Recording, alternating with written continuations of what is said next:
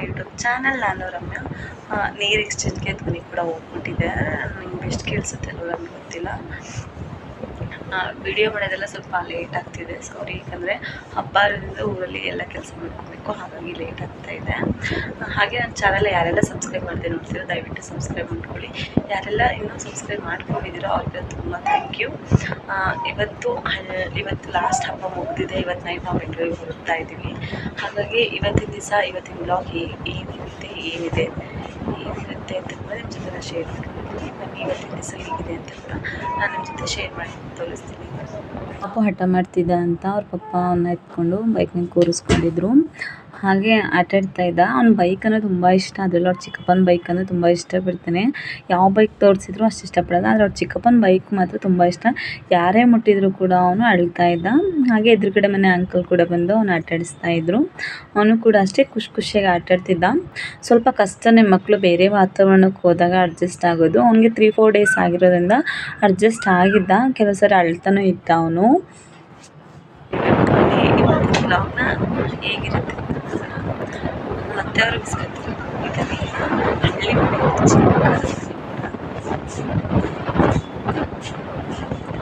ಹಳ್ಳಿ ಹಾಗೆ ಮಾರ್ನಿಂಗು ನನ್ನ ಅತ್ತೆ ಟೀ ಎಲ್ಲ ಕಾಸಿದ್ರು. ಟೀ ಎಲ್ಲ ಕುಡಿಬೇಕಾಗಿತ್ತು, ಹಾಗಾಗಿ ಟೀಗೆಲ್ಲ ರೆಡಿ ಮಾಡ್ಕೊಳ್ತಾಯಿದ್ರು. ಟೀ ಕೂಡ ಕಾಸಿದ್ರು. ಅವರು ಅಷ್ಟೇ ಹಬ್ಬ ಎಲ್ಲ ಮುಗೀತಲ್ವಾ, ಇವತ್ತು ಅವರು ಕೂಡ ಅವ್ರ ಊರಿಗೆ ಹೋಗ್ತಾ ಇದ್ದಾರೆ. ಎಲ್ರಿಗೂ ಹಾಯ್ ಮಾಡಿ ಅಂತ ಹೇಳಿದೆ ಅಂತ ಅವ್ರು ಎಲ್ರಿಗೂ ಹಾಯ್ ಮಾಡಿ. ನನ್ನ ಆಂಟಿ ಮತ್ತು ನಮ್ಮಮ್ಮ ಅಂದರೆ ಅತ್ತೆ ಟೀ ಕುಡಿತಾ ಇದ್ರು, ಕಾಮಿಡಿ ಮಾಡ್ಕೊಳ್ತಾ. ಖುಷಿಯಾಗಿ ಕೆಲವೊಂದು ಮೂಮೆಂಟ್ಗಳೇ ಹಾಗೆ ನೆನಪಿಸ್ಕೊಳ್ತಾ ಇದ್ದರೆ ತುಂಬ ಖುಷಿ ಕೂಡ ಆಗುತ್ತೆ. ಹಾಗೆ ಇವತ್ತು ನಾವು ಅಮ್ಮನ ಊರಿಗೆ ಹೋಗಬೇಕಾಗಿತ್ತು, ಹಾಗಾಗಿ ಬೇಗ ಟಿಫನ್ ಎಲ್ಲ ಮುಗಿಸ್. ಬೆಳಗ್ಗಿನ ಹಳ್ಳಿ ವಾತಾವರಣ ಕೂಡ ತುಂಬ ಚೆನ್ನಾಗಿತ್ತು. ನಾನು ಕೂಡ ನೋಡ್ತಿದ್ದೆ. ನನಗೆ ಟೀ ಕುಡಿಯೋಕ್ಕೆ ಬಿಡ್ತಿದ್ದಿಲ್ಲ ಪಾಪು, ತುಂಬ ಹಠ ಮಾಡ್ತಿದ್ದ ಅಂತ ಅವ್ರ ಚಿಕ್ಕಪ್ಪ ಎತ್ಕೊಂಡ್ಬಿಟ್ಟು ಹೊರಗಡೆ ಕರ್ಕೊಂಬಂದರು. ಇನ್ನೂ ಅಷ್ಟೇ ಅವ್ರ ಚಿಕ್ಕಪ್ಪನ ಜೊತೆ ತುಂಬ ಚೆನ್ನಾಗಿ ಅಡ್ಜಸ್ಟ್ ಆಗಿದ್ದ. ಅವರೆಲ್ಲಿ ಹೋದರೂ ಹಠ ಇಷ್ಟೊಂದು ಅಡ್ಜಸ್ಟ್ ಆಗಿದ್ದಾನೆ. ಬೆಂಗಳೂರಿಗೆ ಬಂದಮೇಲೆ ಹೇಗಿರ್ತಾನೋ ಗೊತ್ತಿಲ್ಲ ನನಗಂತೂ. ಸರಿ ಅಂತ ನಾನು ಕೂಡ ರೆಡಿ ಮನೆ ಹಸ್ಬೆಂಡ್ ಮನೆಗಿಂತ ಏನು ದೂರ ಇಲ್ಲ, ಒಂದು 20 ನಿಮಿಷ ಜರ್ನಿ ಅಷ್ಟೇ ಬೈಕಲ್ಲಿ. ನಾವು ಕೂಡ ಹೋದ್ವಿ ಅಮ್ಮನ ಮನೆಗೆ ಹೋಗ್ಬೇಕು ಅಂತ. ಅದರಲ್ಲೆಲ್ಲ ವೀಡಿಯೋ ಮಾಡೋಕ್ಕಾಗಲಿಲ್ಲ.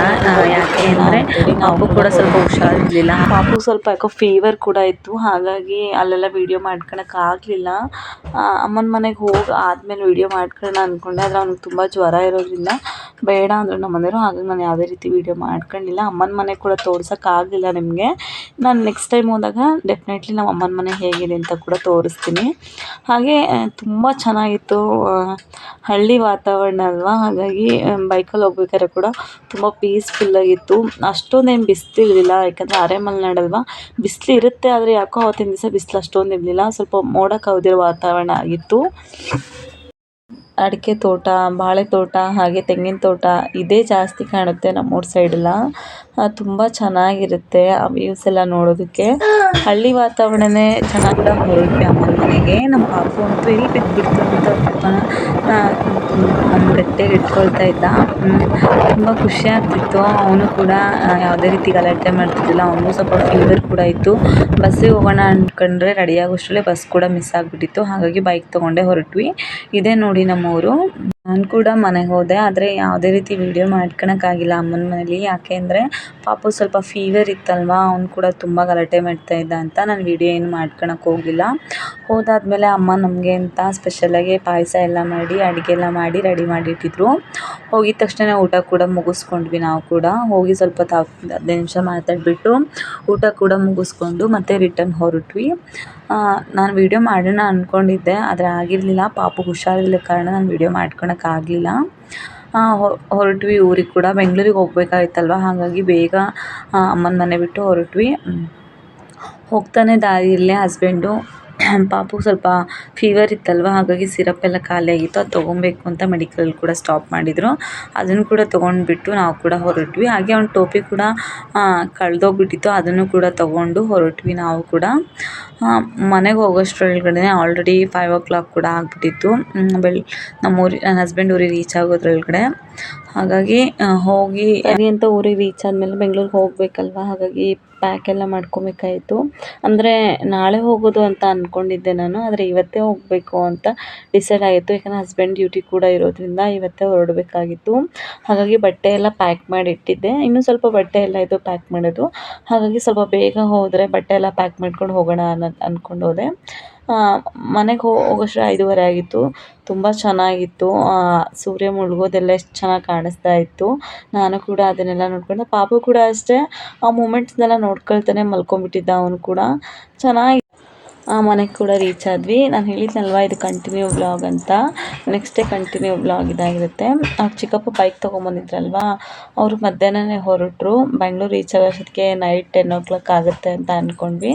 ಅಂದರೆ ಅವರೊಬ್ಬರೇ ಹೋಗಬೇಕು, ಯಾಕೆಂದರೆ ಬೈಕ್ ತೊಗೊಂಬಂದಿದ್ರು ಬ್ಯಾಂಗ್ಳೂರಿಂದ. ನನ್ನ ಹಸ್ಬೆಂಡು ಅವರು ಬಂದಿದ್ದರು. ಹಾಗಾಗಿ ಈಗ ಅವ್ರು ಹೊರಟಿದ್ದಾರೆ. ಅವ್ರು ಹೋಗ್ತಾ ಇದ್ರೆ ಅವನು ಬಿಡ್ತಾನೆ ಇಲ್ಲ ಅವ್ರನ್ನ ಹೋಗೋಕ್ಕೆ. ಪಾಪ ಹಠ ಮಾಡ್ತಾಯಿದ್ದ. ಅವರು ಕೂಡ ಎತ್ಕೊಂಡು ಒಂದು 10 ನಿಮಿಷ ಆಟಾಡಿಸಿ ಅವನೊಂದು ರೌಂಡೆಲ್ಲ ಕರ್ಕೊಂಡೋಗಿ ಬಂದರೂ ಕೂಡ ಅವನು ಇಳಿಯೋಕ್ಕೆ ರೆಡಿನೇ ಇರಲಿಲ್ಲ.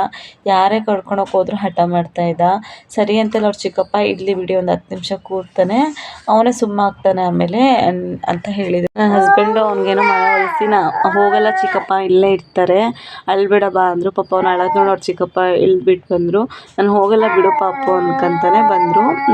ಸರಿ ಅವ್ರಿಗೂ ಟೈಮ್ ಆಗುತ್ತೆ ಮತ್ತು ಬೆಂಗಳೂರು ರೀಚ್ ಆಗೋದು ಲೇಟ್ ಆಗುತ್ತೆ ಅಂತ ಅಂದ್ಕೊಂಡು ಸರಿ ಹೊರಡಬೇಕು ಅಂತ ಹೊರಟರು. ಅವನು ಕೂಡ ತುಂಬ ಹಠ ಮಾಡ್ತಿದ್ದ. ಒಂದ್ಸರಿ ಮತ್ತೆ ಕೂರಿಸ್ಕೊಂಡ್ರೆ ಮತ್ತೆ ಹಠ ಮಾಡ್ತೀರಂತ ಹಂಗೆ ಎತ್ಕೊಂಡು, ನಾನು ಹೋಗಲ್ಲ ಚಿನ್ನಿ ಇಲ್ಲೇ ಹೋಗ್ಬಿಡ್ತೀನಿ ಅಂತ ಅವ್ಗೆ ಹೇಳ್ತಿದ್ರು. ನಾವು ಕೂಡ ರೆಡಿಯಾಗಿ ನೈಟ್ ಹೊರಟ್ವಿ. ಶಿವಮೊಗ್ಗ ಕೂಡ ರೀಚ್ ಆಗೋಷ್ಟ್ರೊಳಗಡೆ 9 o'clock ಕೂಡ ಆಗಿತ್ತು. ನಾವು ಕೂಡ ಶಿವಮೊಗ್ಗ ರೀಚ್ ಆಗಿ ಬೆಂಗಳೂರಿಗೆ ಹೋಗ್ಬೇಕಲ್ವ, ನಾವು ಕೂಡ ಟ್ರೈನ್ ಟಿಕೆಟ್ ಬುಕ್ ಮಾಡೋಣ ಅಂದ್ಕೊಂಡಿದ್ವಿ. ಆದರೆ ಸಡನ್ನಾಗಿ ಹೊರಡಬೇಕು ಅಂತ ಪ್ಲ್ಯಾನ್ ಆಗಿರೋದ್ರಿಂದ ಟ್ರೈನೇನು ಬುಕ್ ಮಾಡಲಿಲ್ಲ, ಬಸ್ಗೆ ಹೋಗೋಣ ಅಂತೇಳಿ ಹೊರಟ್ವಿ. ಮುಂಚೆನೇ ನಾವು ಹೋಗೋದಿನ್ನು ಲೇಟ್ ಅಂತ ಅಂದ್ಕೊಂಡಿದ್ವಿ, ಆದರೆ ಸಡನ್ನಾಗೆ ಹೋಗಬೇಕಾಗಿತ್ತು. ಅವ್ರಿಗೆ ಕೂಡ ಡ್ಯೂಟಿ ಇರೋದ್ರಿಂದ ಸರಿ ಹೋಗೋಣ ಅಂತ ನಾವು ಕೂಡ ಹೊರಟ್ವಿ. ಶಿವಮೊಗ್ಗ ಬಸ್ ಸ್ಟ್ಯಾಂಡ್ ಕೂಡ ರೀಚ್ ಆಗಿ KSRTC ಬಸ್ಗೆ ಹೋಗ್ತಾ ಇದ್ದೀವಿ. ಈಗ ಬೆಂಗಳೂರು ಕೂಡ ರೀಚ್ ಆದ್ವಿ. ಅದನ್ನೆಲ್ಲ ವೀಡಿಯೋ ಮಾಡೋಕ್ಕಾಗಿಲ್ಲ, ಸ್ವಲ್ಪ ಟಯರ್ಡ್ ಆಗಿತ್ತು. ಹಾಗೆ ಮನೆಗೆ ಬಂದ್ವಿ. ಅತ್ತೆ ನೈಟ್ ಚಪಾತಿ ಮಾಡಿದ್ರಲ್ವ, ಚಪಾತಿನ ಸ್ವಲ್ಪ ಕೊಟ್ಟು ಕಳಿಸಿದ್ರು. ನಾನು ಅದನ್ನೇ ಬಿಸಿ ಮಾಡಿಕೊಡು, ಮತ್ತು ಟಿಫನ್ ಏನು ಮಾಡ್ಕೊಳಕ್ಕಾಗಿಲ್ಲ, ಸ್ವಲ್ಪ ಟಯರ್ಡ್ ಆಗಿರೋದ್ರಿಂದ. ಚಪಾತಿನೇ ಇನ್ನೊಂದು ಸರಿ ಹಂಚ್ ಮೇಲೆ ಹಾಕಿ ಸ್ವಲ್ಪ ತುಪ್ಪ ಹಾಕಿಬಿಟ್ಟು ಬೇಯಿಸ್ಕೊಂಡೆ. ಹಾಗೆ ಊರಿಂದ ಏನೇನು ಕೊಟ್ಟು ಕಳಿಸಿದ್ರು ಅಂತ ಕೂಡ ನಿಮ್ಮ ಜೊತೆ ಶೇರ್ ಮಾಡ್ತಿದ್ದೀನಿ. ವೈ ಹಪ್ಳ ಆಗಿರ್ಬೋದು, ಮಾವಿನ ಹಣ್ಣಾಗಿರ್ಬೋದು, ಹಾಗೆ ಸ್ವಲ್ಪ ಶೇಂಗಾ ಬೀಜ ಮತ್ತು ಖಾರದ ಪುಡಿ, ಹೆಸ್ರು ಕೂಡ ಎಲ್ಲ ಕೊಟ್ಟು ಕಳಿಸಿದ್ರು. ನಾನು ಮೇಲ್ಗಡೆ ಎಷ್ಟಿತ್ತು ಅದನ್ನು ಮಾತ್ರ ತೋರಿಸ್ತಿದ್ದೀನಿ. ಜೋಳದ ಹಿಟ್ಟು, ಹಾಗೆ ಅಕ್ಕಿ ಹಿಟ್ಟು, ಮತ್ತು ಹಪ್ಪಳ, ಸಂಡಿಗೆ ಮತ್ತು ಸ್ವಲ್ಪ ಅಕ್ಕಿ ಕೂಡ ಕೊಟ್ಟು ಕಳಿಸಿದ್ರು. ಪ್ರತಿ ಸರಿ ಹೋದಾಗೂ ಕಂಪಲ್ಸರಿ ನಾವು ಅಲ್ಲೇ ರೇಷನ್ ಅಕ್ಕಿ ಎಲ್ಲ ತೊಗೊಂಬರ್ತೀವಿ. ಕೊಟ್ಟು ಕಳಿಸಿದ್ರಲ್ಲ ಅದನ್ನೆಲ್ಲ ಸ್ಟೋರ್ ಮಾಡ್ಕೊಬೇಕಾಗಿತ್ತು. ಹಾಗೆ ಸ್ವಲ್ಪ ರೆಸ್ಟ್ ಕೂಡ ಮಾಡಿಲ್ಲ. ಬೆಳಗ್ಗೆ ಟಿಫನ್ಗೆ ಅಂತ ಟಿಫನ್ ಕೂಡ ಏನೂ ಮಾಡಲಿಲ್ಲ, ಊರಿಂದ ತಂದಿದ್ದೇ ತಿಂದ್ವಿ. ಮಧ್ಯಾಹ್ನಕ್ಕೆ ಅಡುಗೆ ಪ್ರಿಪೇರ್ ಮಾಡಬೇಕು, ಮಲಗಬೇಕು. ಅವನ್ನೆಲ್ಲ ಸ್ಟೋರ್ ಮಾಡಿ ಕೂಡ ಇಟ್ಕೊಂಡಾದ ನಂತರ ಮಧ್ಯಾಹ್ನಕ್ಕೆ ಅಡುಗೆ ಕೂಡ ಪ್ರಿಪೇರ್ ಮಾಡಬೇಕು. ಏನೇನು ಕೊಟ್ಟು ಕಳಿಸಿದ್ರು ಅಂತ ಕೂಡ ನನ್ನ ಜೊತೆ ಶೇರ್ ಮಾಡ್ಕೊಂಡಿದ್ದೀನಿ. ಅಂದರೆ ಊರಿಂದ ತರೋದ್ರಿಂದ ತುಂಬ ಬೆನಿಫಿಟ್ಸ್ ಕೂಡ ಇದೆ. ಇಲ್ಲಿಗಿಂತ ಸ್ವಲ್ಪ ಅಮೌಂಟ್ ಕೂಡ ಕಮ್ಮಿ ಇರುತ್ತೆ. ಹಾಗಾಗಿ ಆದಷ್ಟು ಸಾಧ್ಯವಾದಷ್ಟು ಊರಿಂದನೇ ತರ್ತೀನಿ. ಎಷ್ಟು ಸಾಧ್ಯದಷ್ಟು ನಾವು ಹೋಗೋದಕ್ಕೂ ಒಂದು 3 monthsಗೆ ಒಂದ್ಸರಿ ಹೋಗ್ತೀವಿ. ಹಾಗಾಗಿ ಏನು ಬೇಕೋ ಅದನ್ನೆಲ್ಲ ತರಿಸ್ಕೊಳ್ತೀನಿ. ನಾನು ಖಾರದ ಪುಡಿ, ಸಾಂಬಾರು ಪುಡಿ ಎಲ್ಲ ಊರಿಂದನೇ ತರಿಸೋದು. ಏನಾದರೂ ಅನಿವಾರ್ಯ ಖಾಲಿ ಆದರೆ ಮಾತ್ರ ನಾನು ಇಲ್ಲೇ ಡಿಮಾರ್ಟಲ್ಲಿ ಹೋಗಿ ರೇಷನ್ ತರ್ತೀನಿ. ಮಂತ್ಲಿ ಒಂದು ಟೈಮ್ ರೇಷನ್ ತರ್ತೀನಿ. ಆದರೂ ಕೂಡ ಎಷ್ಟು ಸಾಧ್ಯನೋ ಅಷ್ಟು ಊರಿಂದ ತರೋದಕ್ಕೆ ಕೂಡ ಪ್ರಯತ್ನ ಪಡ್ತೀನಿ. ಸ್ವಲ್ಪ ಹೊತ್ತು ರೆಸ್ಟ್ ಎಲ್ಲ ಮಾಡಿ ಬಟ್ಟೆ ಎಲ್ಲ ವಾಶ್ ಮಾಡಿ ಸ್ವಲ್ಪ ಈರುಳ್ಳಿ ಎಲ್ಲ ಇದ್ವು ಅದನ್ನೆಲ್ಲ ಬಿಸಿಲಿಗಿಟ್ಟು ಮನೆಯೆಲ್ಲ ಫುಲ್ ಕ್ಲೀನ್ ಮಾಡ್ಕೊಬೇಕಾಯಿತು. ಊರಿಂದ ಬಂದರೆ ಫಸ್ಟ್ ಕೆಲಸನೇ ಇದಲ್ವ, ಮನೆಯೆಲ್ಲ ಕ್ಲೀನ್ ಮಾಡ್ಕೊಬೇಕು. ಹಾಗೆ ನೆಲ ಕೂಡ ಒರೆಸ್ಕೊಂಡು ನೆಲ ಕೂಡ ನೀಟಾಗಿ ಒರೆಸ್ಕೊಂಡು, ಯಾಕಂದರೆ 1 ವೀಕ್ ಆಗಿತ್ತು ಊರಿಗೆ ಹೋಗಿ. ತುಂಬ ಗಲೀಜು ಕೂಡ ಆಗಿತ್ತು. ಮನೆಯೆಲ್ಲ ಒರೆಸ್ಕೊಂಡು ರಂಗೋಲಿ ಕೂಡ ಹಾಕ್ಕೊಂಡು ಪೂಜೆ ಕೂಡ ಮುಗಿಸ್ಕೊಂಡೆ. ಸಿಂಪಲಾಗಿ ಪೂಜೆ ಮಾಡಿಕೊಂಡು ಸರಿ ಸ್ವಲ್ಪ ತರಕಾರಿ ಎಲ್ಲ ಇರಲಿಲ್ಲ, ತರಕಾರಿ ತರೋಣ ಅಂತ ಅಂದ್ಕೊಂಡೆ. ಯಾಕೋ ಹೋಗೋಕ್ಕೆ ಮನಸ್ಸೇ ಇರಲಿಲ್ಲ. ಸ್ವಲ್ಪ ಇನ್ನೂ ಸುಸ್ತಾಗ್ತಿತ್ತು, ಚೆನ್ನಾಗಿ ನಿದ್ದೆ ಆಗಿರಲಿಲ್ಲ. ಹಾಗಾಗಿ ಪಾಪು ಕೂಡ ಸ್ನಾನ ಮಾಡಿಸಿ ಅವನಿಗೂ ಕೂಡ ರೆಡಿ ಮಾಡಿ ಬೆಳಗ್ಗೆ ಊರಿಂದ ಬಂದ್ವಿ. ಚೆನ್ನಾಗಿ ನಿದ್ದೆ ಕೂಡ ಮಾಡೋಕ್ಕಾಗಲಿಲ್ಲ. ಯಾಕೆ ಅಂದರೆ ಮಾರ್ನಿಂಗ್ ಬಂದು ಮನೆಯೆಲ್ಲ ಕ್ಲೀನ್ ಮಾಡೋದೇ ಆಗೋಯಿತು. ಹಾಗಾಗಿ ನಿದ್ದೆ ಕೂಡ ಸರಿಯಾಗಿಲ್ಲ. ತರಕಾರಿನೆಲ್ಲ ಆನ್ಲೈನೇ ತರಿಸಿದ್ರು, ಅಂದರೆ ಕೆಳಗಡೆ ಹೋಗಿ ತರಕಾರಿ ತರೋಕ್ಕಾಗಲ್ಲ, ಸ್ವಲ್ಪ ಟಯರ್ಡ್ ಆಗಿದೆ ಅಂತ. ಈ ವಿಡಿಯೋನ ಇಲ್ಲೇ ಎಂಡ್ ಮಾಡ್ತಿದ್ದೀನಿ. ಈ ವಿಡಿಯೋನ ಇಷ್ಟ ದಯವಿಟ್ಟು ಲೈಕ್ ಮಾಡಿ. ಇನ್ನೂ ನನ್ನ ಚಾನಲ್ ಯಾರೆಲ್ಲ ಸಬ್ಸ್ಕ್ರೈಬ್ ಮಾಡದೆ ನೋಡ್ತಿರೋ ದಯವಿಟ್ಟು ಸಬ್ಸ್ಕ್ರೈಬ್ ಮಾಡಿಕೊಂಡು ಹೀಗೆ ಸಪೋರ್ಟ್ ಮಾಡಿ. ಹಾಗೆ ಫ್ಯಾಮಿಲಿ ಆ್ಯಂಡ್ ಫ್ರೆಂಡ್ಸ್ಗೂ ಶೇರ್ ಮಾಡಿ. Thank you.